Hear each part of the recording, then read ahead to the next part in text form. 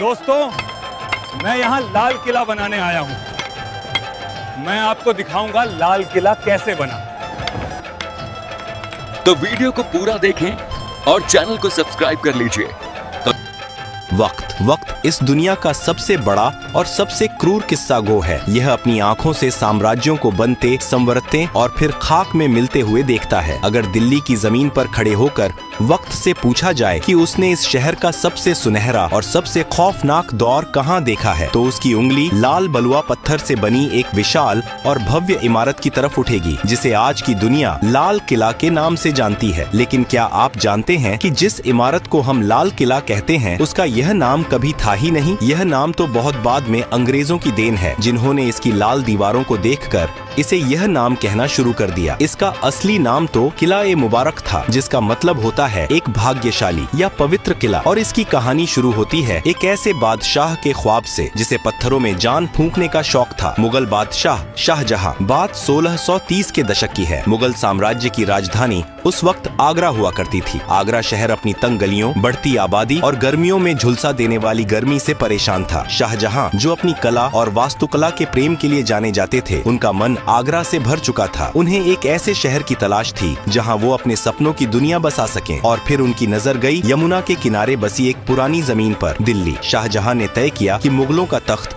अब आगरा से दिल्ली जाएगा। 1638 में उन्होंने दिल्ली में एक नया शहर बसाने का हुक्म दिया, जिसे नाम दिया गया शाहजहानाबाद, जिसे आज हम पुरानी दिल्ली कहते हैं। और इसी शहर के बिल्कुल बीचों बीच यमुना नदी के ठीक किनारे नींव रखी गई दुनिया के सबसे आलीशान किले की, किला ए मुबारक की। इस किले को बनाने में पूरे 10 साल का वक्त लगा। उस्ताद अहमद लाहौरी, जिन्होंने ताजमहल का खाका तैयार किया था, उन्हीं के हाथों इस किले का नक्शा भी खींचा गया। 1648 में जब यह किला पूरी तरह से बनकर तैयार हुआ, तब शाहजहां दिल्ली में नहीं बल्कि अफगानिस्तान के काबुल में थे। जैसे ही उन्हें यह पैगाम मिला कि उनका सपनों का किला तैयार है, वो बिना कोई वक्त गवाए दिल्ली की तरफ चल पड़े। इस भव्य किले की बनावट में जो सबसे खास चीज थी वो थे इसके दरवाजे। लाल किले के 2 सबसे मुख्य प्रवेश द्वार हैं, दिल्ली दरवाजा और लाहौरी दरवाजा। दिल्ली दरवाजा वह द्वार था जहां से निकलकर शाहजहां अक्सर जुमे की नमाज अदा करने जामा मस्जिद जाया करते थे। लेकिन किले का सबसे अहम और शाही दरवाजा था लाहौरी दरवाजा। इसका नाम लाहौरी इसलिए पड़ा क्योंकि इसका मुंह लाहौर शहर की तरफ खुलता था। मुगलों के द्वार में आगरा, दिल्ली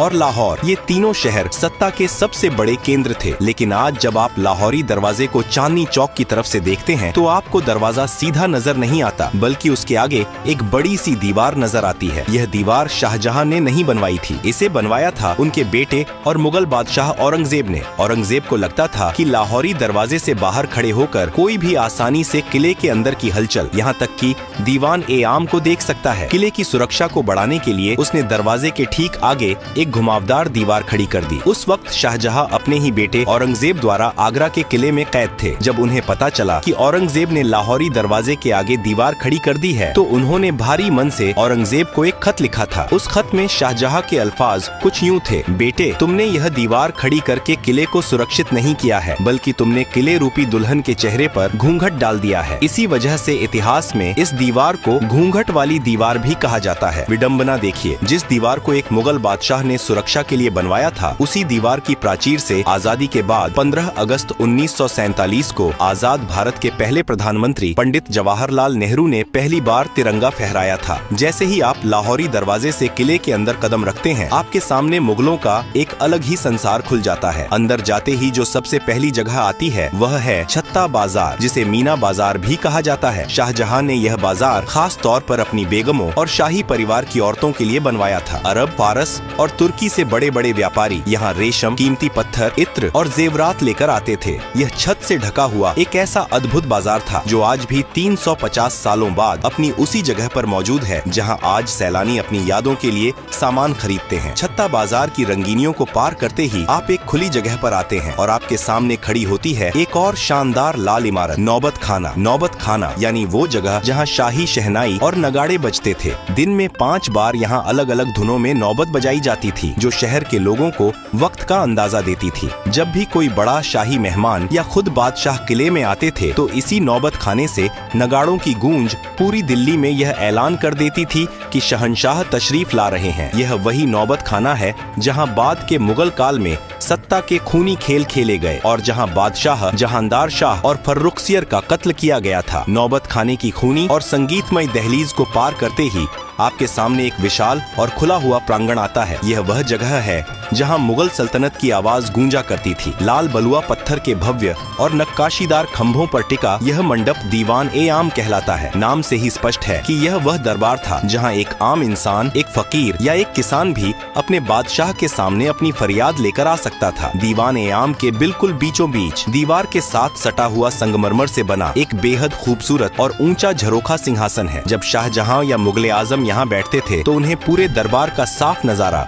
दिखता था। इस भव्य सिंहासन को नशेमन ए जिल ए इलाही कहा जाता था, जिसका शाब्दिक अर्थ है धरती पर ईश्वर की परछाई का निवास। मुगल बादशाह खुद को खुदा का नुमाइंदा मानते थे और यह सिंहासन उसी रुतबे का प्रतीक था। इस ऊंचे सिंहासन के ठीक नीचे संगमरमर का एक शानदार चबूतरा रखा हुआ है। यह वह जगह थी जहां वजीर-ए-आजम प्रधानमंत्री खड़े होकर अवाम की अर्जियां जोर जोर से पढ़ते थे और बादशाह सलामत ऊपर बैठकर अपना फैसला सुनाते थे। लेकिन दीवान-ए-आम के इस सिंहासन की सबसे अद्भुत चीज है इसके पीछे की दीवार। अगर आप कभी करीब से गौर करें तो इस काले संगमरमर की दीवार पर रंग बिरंगे कीमती पत्थरों को तराश कर बनाई गई एक ऐसी चित्रकारी है जिसकी मिसाल उस दौर में पूरी दुनिया में नहीं मिलती थी। पत्थरों के अंदर पत्थर जड़ने की इस नायाब कला को परचिनकारी कहा जाता है। इस बेमिसाल नक्काशी को एक मशहूर विदेशी कलाकार ने अपने हाथों से उकेरा था। इस दीवार पर पक्षियों, फूलों और यूनानी देवता की आकृतियां इतनी सजीव हैं कि लगता है जैसे पत्थर अब भी बोल पड़ेंगे। दीवान-ए-आम की इस आम दुनिया से निकलकर जब हम किले के और अंदरूनी हिस्सों की तरफ बढ़ते हैं तो वास्तुकला पूरी तरह बदल जाती है। लाल पत्थरों की जगह अब सफेद चमकता हुआ संगमरमर ले लेता है। यह मुगल साम्राज्य का सबसे सुरक्षित और खास इलाका था। दीवान-ए-खास, जैसा कि नाम से ही जाहिर है, यह बादशाह का वह निजी और शाही दरबार था जहां अवाम को आने की इजाजत नहीं थी। यहाँ केवल बादशाह के सबसे खास मंत्री, अमीर उमरा, रणनीतिकार, सेनापति और विदेशी मेहमान ही कदम रख सकते थे। दीवान-ए-खास की भव्यता का अंदाजा आप इस बात से लगा सकते हैं कि किसी जमाने में इस पूरे महल की छत लकड़ी या पत्थर की नहीं बल्कि ठोस चांदी की बनी हुई थी। इसकी सफेद संगमरमर की दीवारों पर सोने का पानी चढ़ा था और फूल पत्तियों की बनावट में असली माणिक, नीलम, पन्ना और पुखराज जैसे बेशकीमती रत्न जड़े हुए थे। आज वहाँ दीवारों पर केवल वो खाली निशान और गड्ढे बचे हैं जिन्हें बाद में लुटेरों ने खुरच कर निकाल लिया था। इसी दीवान-ए-खास के बिल्कुल बीचों बीच रखा जाता था दुनिया का सबसे महंगा, सबसे आलीशान और सबसे चर्चित सिंहासन, तख्त-ए-ताऊस, जिसे दुनिया मयूर सिंहासन के नाम से जानती है। यह सिर्फ बैठने की जगह नहीं थी, यह मुगलों की अकूत दौलत का सबसे बड़ा सबूत था। शुद्ध सोने, चांदी और अनगिनत हीरे जवाहरात से बनी इस मसनद को बनाने में उस दौर में करोड़ों रुपए खर्च हुए थे। इस सिंहासन के ऊपरी हिस्से पर हीरे मोतियों से जड़े 2 मोर बने हुए थे और इसी तख्त-ए-ताऊस के ठीक बीच में जड़ा था मुगल सल्तनत का सबसे बड़ा गुरूर और दुनिया का सबसे नायाब हीरा, कोहिनूर। जब बादशाह शाहजहां अपने शाही लिबास में इस तख्त पर बैठते थे तो उनके मुकुट और सिंहासन की चमक से पूरा दीवान-ए-खास रोशन हो उठता था। लेकिन वक्त की सुइयां हमेशा एक सी नहीं रहती। जिस महल ने दौलत और शानो शौकत का चरम देखा था, उसने बर्बादी का वो खौफनाक मंजर भी देखा जिसकी कल्पना मुगलों ने ख्वाब में भी नहीं की थी। साल था 1739। ईरान का खूंखार बादशाह नादिर शाह मुगलों की कमजोरी और लाल किले की दौलत की महक सूंघता हुआ दिल्ली आ पहुंचा। उसने दिल्ली की सड़कों पर ऐसा खून खराबा मचाया कि यमुना का पानी लाल हो गया। जब नादिर शाह दीवान-ए-खास में दाखिल हुआ तो तख्त-ए-ताऊस को देखकर उसकी आंखें फटी रह गई। नादिर शाह ने दीवान-ए-खास को बेरहमी से लूटा और लौटते वक्त अपने साथ दुनिया का सबसे बड़ा खजाना, तख्त-ए-ताऊस और कोहिनूर हीरा ईरान ले गया। जो तख्त मुगलों की सबसे बड़ी पहचान था, उसे ईरान ले जाकर टुकड़े टुकड़े कर दिया गया। इतिहासकार बताते हैं कि बाद में उस ऐतिहासिक मयूर सिंहासन के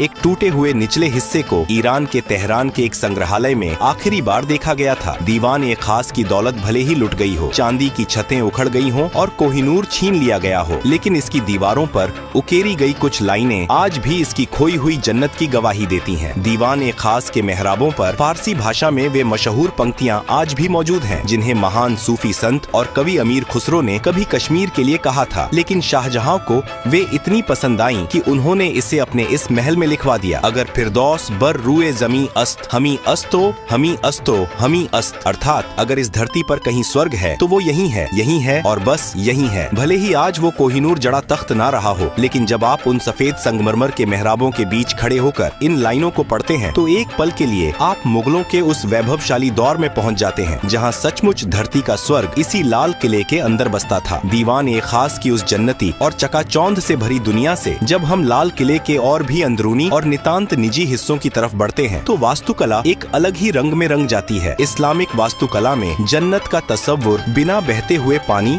और बागीचों के अधूरा माना जाता है। शाहजहां जो बेहतरीन काम के मुरीद थे, उन्होंने अपनी इस दिल्ली की जन्नत में जान फूंकने के लिए एक ऐसी नहर का निर्माण करवाया जो लाल किले के महलों के ठीक बीचों बीच से होकर गुजरती थी। इसे नाम दिया गया नहर ए बहिश्त यानी स्वर्ग की नहर। यह कोई आम पानी की नाली नहीं थी। यमुना नदी के पानी को एक खास तकनीक से लाल किले के अंदर लाया गया था। यह नहर ए बहिश्त संगमरमर से बने महलों के फर्श के बीच से खूबसूरत फव्वारों और फूलों की क्यारियों को चूमते हुए गुजरती थी। दिल्ली की झुलसा देने वाली गर्मियों में जब यह ठंडा पानी महलों के अंदर बहता था तो पूरे महल की आबो हवा वातानुकूलित हो जाती थी। पानी के बहने की वह मधुर कलकल आवाज और फव्वारों से उठती खुशबू महलों के अंदर मानो जादू कर देती थी। नहर ए बहिश्त का पानी सबसे पहले जिस शानदार महल से होकर गुजरता था वो था मुगल हरम का सबसे रंगीन और खूबसूरत हिस्सा रंग महल। नाम के ही अनुरूप यह रंगों का महल शाहजहां ने अपनी खास बेगमों, शहजादियों और शाही परिवार की औरतों के लिए बनवाया था। इस महल के बीचों बीच संगमरमर का एक बेहद खूबसूरत कमल के आकार का फव्वारा था जिसमें जब नहर ए बहिश्त का पानी गिरता था तो वह किसी खिले हुए फूल सा लगता था। रंग महल की छतों और दीवारों पर शीशे और बेशकीमती पत्थर इस तरह जड़े गए थे कि रात के वक्त जब यहाँ मोमबत्तियां जलाई जाती थीं, तो पूरा महल तारों भरे आसमान की तरह झिलमिला उठता था। लेकिन वक्त का सितम देखिए, जिस रंग महल में कभी मुगल शहजादियों की पायलों की झंकार गूंजती थी और इत्र की महक हवाओं में तैरती थी, 1857 के गदर के बाद जब अंग्रेजों ने लाल किले पर कब्जा किया तो उन्होंने इस नायाब महल को अपनी सेना की रसोई में तब्दील कर दिया। उन क्रूर सैनिकों ने दीवारों पर जड़े सारे कीमती पत्थर और शीशे खुरच कर निकाल लिए और उस जन्नती महल की दीवारों को धुएं से काला कर दिया। रंग महल के ठीक बगल में एक और शानदार इमारत खड़ी है जिसका नाम है मुमताज महल। शाहजहां ने इस महल का नाम अपनी सबसे महबूब बेगम मुमताज महल की याद में रखा था, जिनकी मौत इस किले के बनने से कई साल पहले ही हो चुकी थी। मुमताज महल भी शाही औरतों का ही निवास स्थान था। यहाँ की निजता इतनी सख्त थी कि मुगल बादशाह और कुछ खास शहजादों के अलावा परिंदा भी यहाँ पर नहीं मार सकता था। लेकिन इस महल की तकदीर में भी